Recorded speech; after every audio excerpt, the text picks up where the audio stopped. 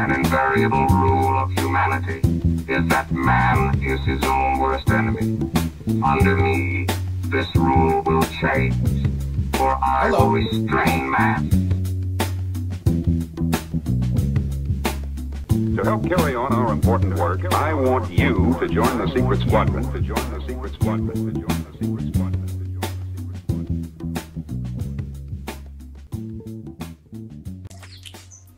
All right, so now it is Tuesday.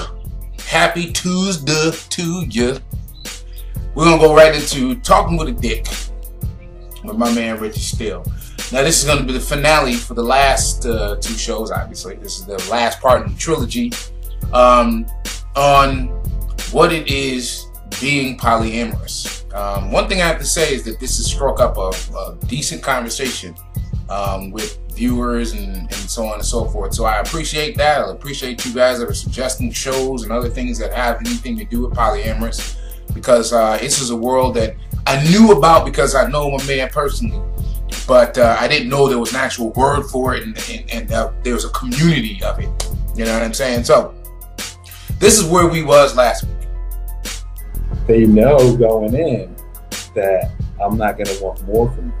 So it makes it easier for them to just have fun. And now we will begin this week's. So, without further ado, I introduce to you my man Richard Steele. You know, they're not going to have to worry about this guy clinging to them and expecting them here or there and doing this and that for them, or being like this really clingy boyfriend, cornball or something. So they're interested in this idea. Hey, I can have my cake and eat it too, you know, because a lot of women will probably be, and this is a situation I ran into when I finally owned my polyamorous lifestyle, is you know, the women who are monogamous and wanting to play with you, they're just wanting to play. They don't really want anything serious. You know, they just want to have a good time with somebody who can give them some good day. Okay. Yeah. And you know, but then you know, they might enjoy their time with you as well. You know, that's what ends up happening to me long term. So here's my question. What's the difference?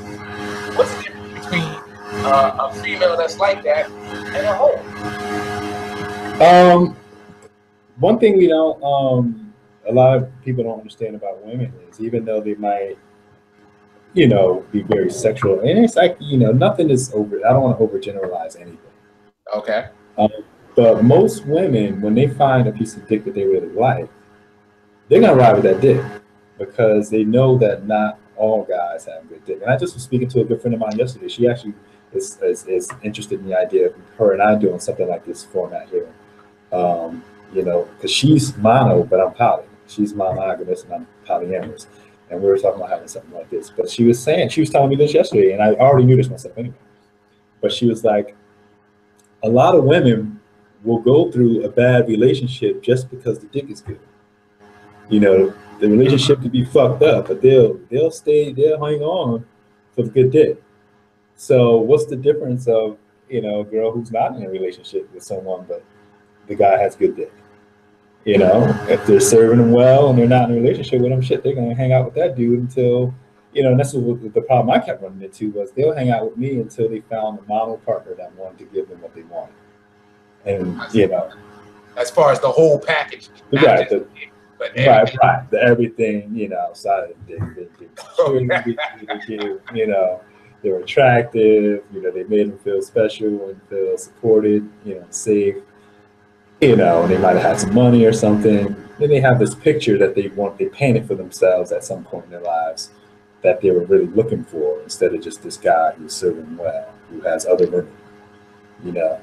Okay. So that's kind of how my situations typically went off. And the other situation I ran into often was the married woman. And this is where it comes into the whole thing about the dick. The married woman who, you know, she doesn't like the idea of polyamory. She doesn't like the idea of non-monogamy. But for some reason, you know, she's very jealous, but she wants to have her dick on the side because, you know, obviously she's getting something from, you know, outside of her relationship that she's not getting in a relationship. So me being poly and being open about it, it was the otherwise engaged and married women who I was running into most often, because they knew that I didn't you know, I had other women, so I wasn't gonna cling to them too much. They could still live their lifestyle on the side without worrying about me interfering too much in it, or not worrying about the fact that I'm going to try and make it more. So they can maintain their facade on the side with their, you know, with their husband. You know what I'm saying? So, but at the same time, they wouldn't ever want their husband to be out there doing that.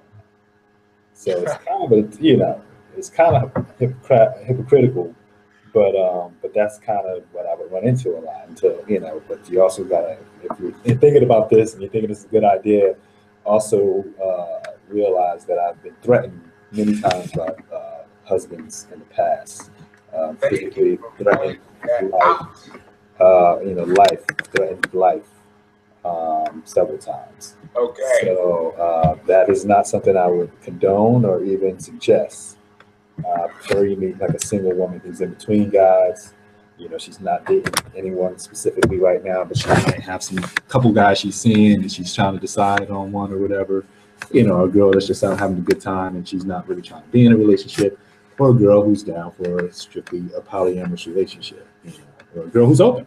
You might find a girl who's open, you know, to other women in the bedroom. You know, some women are bisexual and they want you to be with them in another woman. I've had women offer me other women, you know, ask me to have sex with their friends. You know, they bring their friends over to have threesomes and stuff. So I mean, but they wouldn't do that with a cornball who has hangups on sex. You know, if the guy sounds jealous and he, you know, she says certain things and it feels like it threatens his manhood, if she talks certain ways sexually, she's not gonna ask that man to do something that's out of the norm or considered freaky, because she's already thinking this guy's gonna judge me about this. So, you know, if you're kind of just open and it's like really cool, low key, you know, you're not jealous, you know, you just be like, you know, allow the girl to feel safe around you, feel like you're not gonna judge her. They'll be apt to like bring that thing. Obviously, if you're serving them well, they're not going to bring their girls around some guy who don't know how to put it down. But if they're serving them well, they'll probably bring some girls around. And there's bisexuals, you know, and they want to bring another girl in the room for them, not just for you. You know. Okay. Now you have brought up that you have a project in the works as far as with another female, correct? As far as with this format? It's in the incubation stages because we're trying to figure out. We talked before where we kind of let it fall, but we talked about maybe doing a blog or something where we gave the male and female perspective. We were trying to figure out what our niche be, you know. And so far, the only niche we have is she's monogamous and I'm polyamorous. So to determine, you know, relationship-wise, how we want to, the topics we want to talk about is something that we're in the works with right now. Okay. All right. So with that being said, and I know that you were starting. Well, I should say this: do you have a blog? Do you have something that you can refer people to see some of your work, or I mean, I have something I started and just never went back to it. And that's seductiontosex.com. And it was just a blog, and it's gonna be like, you know, teaching guys how to escalate from meeting a woman to, you know, having sex.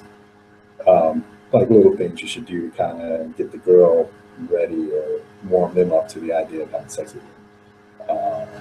And that's what that blog is about. I just haven't really published much on it.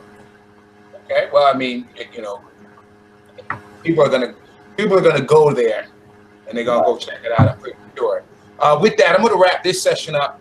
But the next section that we're going to have is actually going to be the science of being polyamorous. So do you want to give any shout outs, or you want to end it right there? You got anything, last words, I should say? No last words that I can give other than love, peace, passion, and prosperity, man. Okay. With that, ladies and gentlemen, that is Richard Steele, co-host of Talk with a Dick. Go on out there and check this site out right here. And I'll see you next week or whenever I put this back up. I'll see you then. With that, take care. This concludes the broadcast from World Control. Let's pretend like this never happened.